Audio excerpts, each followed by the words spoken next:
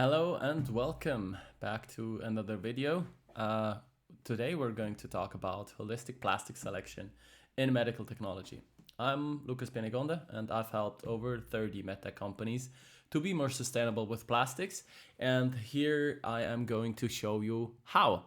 So why is plastic selection in medical technology an important point, or why is holistic plastic selection an important point? Number one is we want to make sure that we have the best cost that is possible for our device, so we want to improve our cost structure. Secondly, of course, everybody's talking about it, we want to decrease our CO2 footprint. A lot of MedTech companies have committed to the Science-Based Target Initiative. There's a bunch of regulatory pressure coming up to reduce your CO2 footprint, so that is obviously one of the points that we need to address. Then, of course, we need to improve or at least keep the patient outcome the same as we have it before. So we want to make sure that we are compliant and safe. Then we want to decrease time to market, because changing a material in a later stage of a project is actually quite bad. If you have your molds already done, you need to change the molds. That's very expensive. You have a lot of time that you have to add to your project then. And that's obviously not good. So we want to make sure that our projects run smooth and that we de-risk our product overall. So we want to be safe, future safe, with a good cost, good environmental footprint, good patient outcome, and of course also not a compliance issue coming up. If you have currently PTFE in the scope of your device and you haven't very well thought about what would happen if PTFE really gets banned in the EU, then yeah, you should probably look at that and not say we've always used it and it's gonna be safe. Yeah, maybe it's safe, but maybe not compliant in the future. So if you don't need all of the properties that you get from PTFE, you should be looking at that.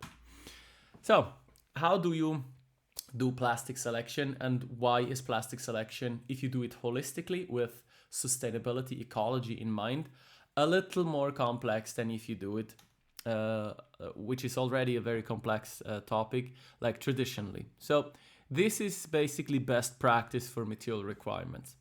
You have a bunch of requirements. I'm just gonna have a pointer here for you. So you have the technical requirements. This can be mechanical, physical, chemical properties. So for example, it has to have a certain stiffness, has to be transparent, for example, or has to be resistant to a certain chemical, such as disinfecting agents or ETO or something like that. Then you have economic requirements, so your device can only cost so much and the material can only cost so much. So you have a price, you have also lead time and an availability. So the best price doesn't help you, because if you have a lead time of 2 years, that's not really feasible for MedTech. Then you have processing requirements. It has to be processable in a way that you want it to. So for example, you want it to extrude something, or you want to have it in injection molding. Then cycle time and throughput, that's also something you should be looking at. Then you have the regulatory requirements. So number one is you have compliance, such as REACH, RoHS, MDR requirements. And then the material has a company behind it, and the company has a certain level of regulatory support. So if they can give you regulatory support, that's obviously a plus. And then you have also the risk assessment of how likely are they to become an issue in the future. So for example, this is what I mean by risk assessment. If you have a startup and you're having this very nice biopolymer that you get for your new medical device, and then at some point the company goes bankrupt and you cannot then in the end supply your medical device because you have a material that is not available. That is, of course, also an economic issue, but also a regulatory issue. How much or how high is the risk with this supplier and can they really fulfill the regulatory requirements here. Then you have ecological requirements, such as the CO2 footprint, the KPI that everybody is focusing on, and other environmental footprints, such as water, land use, resource depletion, etc. And then, where do they get their feedstock? Is it first generation? Is it second generation bio-based feedstock? Mechanical recycling, PCR, PIR? What is it?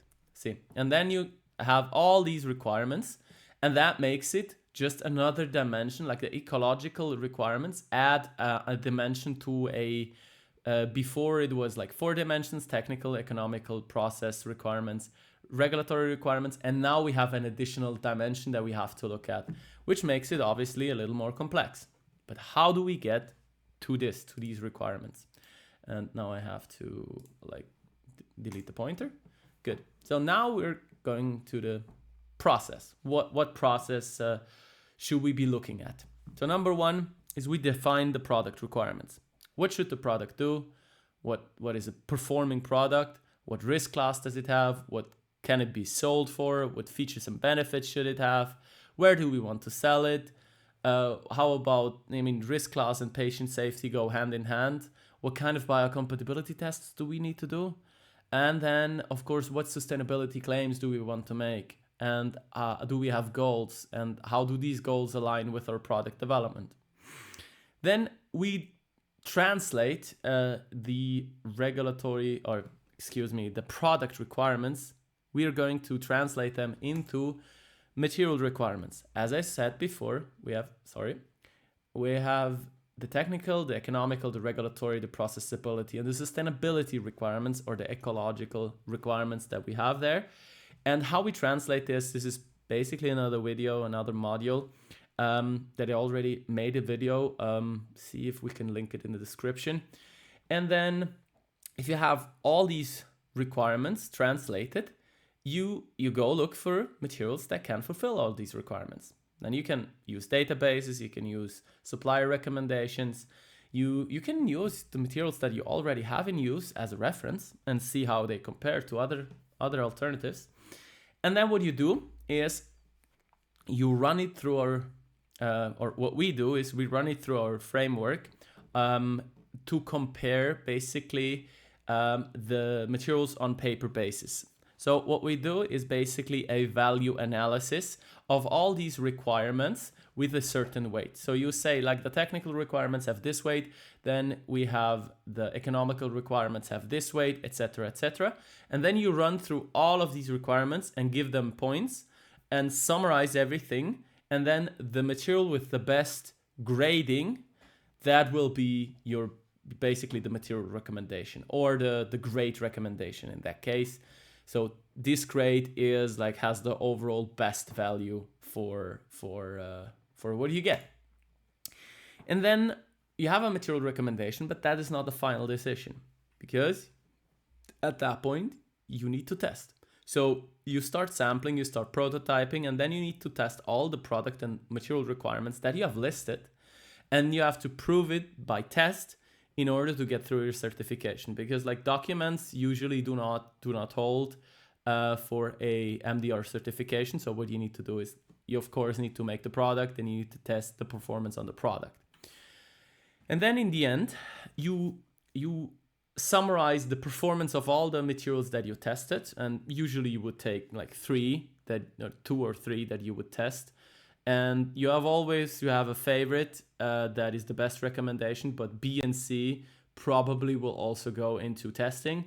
And then you summarize every finding that you have from the material sampling and testing. And then you put that into your evaluation and have a final scoring of the materials. You involve all the stakeholders, and then you take the material decision at the end. And then you say, this is the material that this product will be having for until it gets changed, basically. Yeah, but that's a little theoretical. So let's run that through an experiment, run that through an example. So we have an IOL injector. An IOL injector is a very commonly used single-use medical device. There are like 10 million surgeries a year. And this single-use injector is incinerated usually after the usage. So the goal is to make a holistic plastic selection for the next generation of IOLs. So this is a next generation IOL. I asked the company if I can use the picture. Disclaimer, I was not involved in choosing of the plastics, and none of the plastics that are listed in the upcoming slides are really used in this device. So just for a disclaimer. Now, so it serves as a very nice example. So you have this plunger. That the plunger, the purpose of the plunger is to push the intraocular lens into the eye, basically, which is, if you want to see something metal, go and look up cataract operation. It's like they cut open the eye, then they liquefy the lens with ultrasound, then they suck it out of your eyeball, and then they inject a intraocular lens implant with something like this, then IOL injector. Very metal to look at. I can bear it, to be very honest. But yeah, very interesting, of course. And it's one of the most common surgeries that are performed overall in the world. So we have this plunger that pushes then IOL into the eye. And so it has to be stiff, it cannot buckle. And we are going to evaluate, according to this process, this plunger. So what we do is we have this structured interview, and then we ask for an acceptable material price, color that it should have, regulatory requirements, mechanical properties, sterilization, processing, sustainability requirements, chemical resistance, and other requirements. And what you get with this interview, so if you understand a lot about your product, you can also do it on your own. Then we get something like this. This is an example. So it's like 3.5 euros per kilo. That's the max price that we can have. Then it has to be blue, RAL number 5010. Then we have a bunch of regulatory requirements, such as REACH SVSC free, CMR free, phthalate free, biocompatible, etc. We have a modulus of at least 2,500. Then it should be gamma sterilizable. And then we want to produce it with injection molding. And we also want to be laser markable. So the grade has to be laser markable. And then the requirements are that we want to have at least 30% CO2 savings against the currently reference material.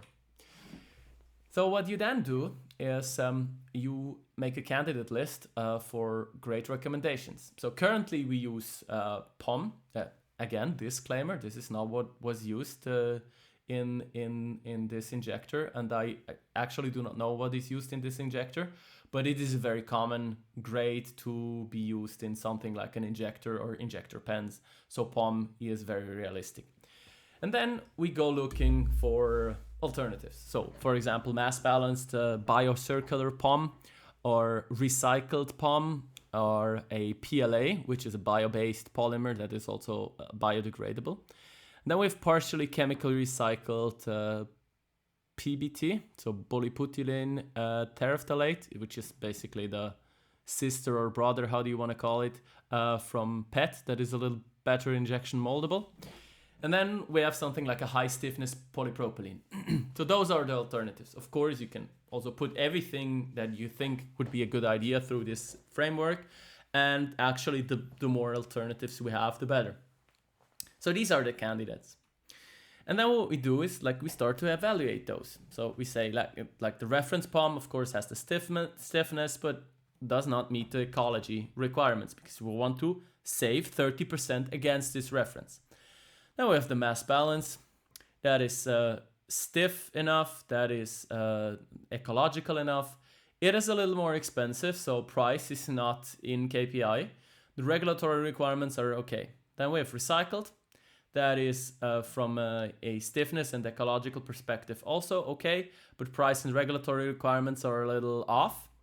Then we have PLA. PLA has the stiffness, the regulatory requirements, and the ecology, but the price is also off.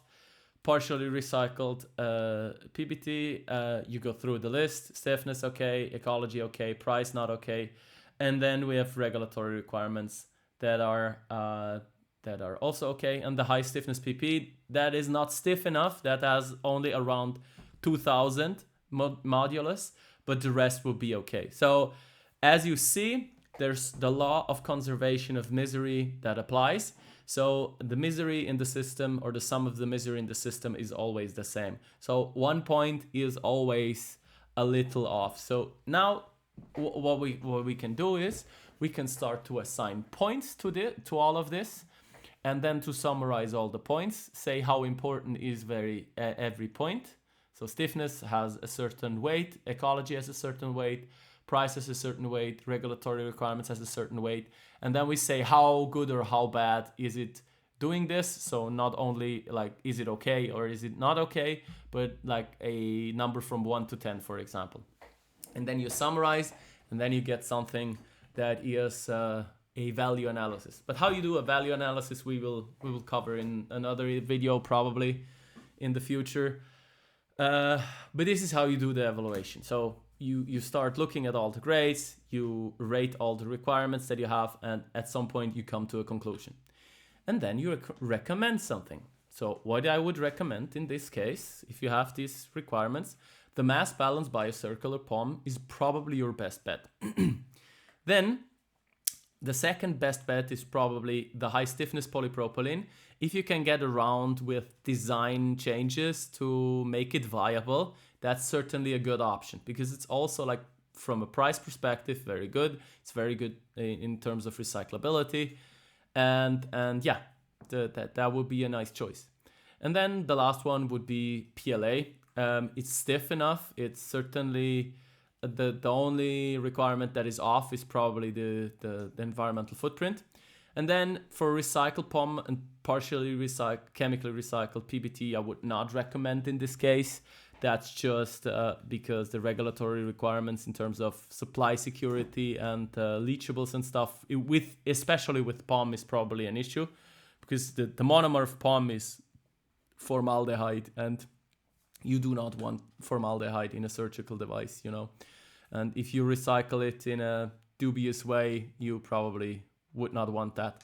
And the partially chemical recycled PBT, that's just, in that case, that probably is a price issue. From a regulatory and mechanical requirement standpoint, it probably would work. But we're changing POM, from changing POM to PBT is the bigger challenge than changing POM to mass balance POM. That is a lot easier to do, basically. And then in the end, you do sampling. You sample these 3 variants. Then you do the product testing, you do the process validation, you do biocomp. And then if all of the variants do not pass, so if only one passes, you have your choice. That's the one that you take. If none of them work, you can make design adjustments, process adjustments. And if that doesn't work either, then you have to basically go back and iterate again and find new material solutions or material alternatives that can be run through this framework in order to get you to a grade. In this case, in our example, that is completely made up, you will get the POM gradiform, the 42 ISCC, which is a mass balanced POM grade. And then, as you have performed all the tests, you can make the material decision with all stakeholders, and that includes product management, sales, and everybody involved, sometimes even customers. And then you make the decision, you document everything, you document how you came to that material decision, and then you basically are done. So the question for you would now be is, how do you select material grades? And I prepared a very funny meme. No, it's not good to tell people that you're funny. So we have like a progression meme, and I really like those because I think they're funny. I hope you find them funny too. So we've always used this grade. That's like usually where most of the MedTech space is. Then we have engineers decides on the grade of their part. So every engineer does the selection. Then we have a process. That is perfect. That is very nice if you have that. If you have a material selection process. And we evaluate grades holistically. So we take everything into account: ecology, economy, regulatory requirements, patient outcomes. We really look at the whole picture here. And if you're now a MedTech company that is struggling to go from here to here, you can click the link in the description. You don't have to. I make these videos because I like to do them and I love to bring knowledge to you. And I hope they make the world a little bit better. But if you want to go from here to here, you can click the link. And full transparency, it's a sales funnel. It's trying to sell you something. Or especially trying to get you to book a call with me, and so that I could maybe help you. So yeah. Then do everything that YouTube likes if you like these videos. So if you hate these videos, just ignore them. If you like them, then send me questions or video requests. I will answer them, and then do everything that YouTube likes, such as like, comment, and subscribe, because if you do so, YouTube will show you more of these videos that are similar to this, not only mine, but also others. And in that case, I would like to thank you very much for watching, and until the next time, have a very good one.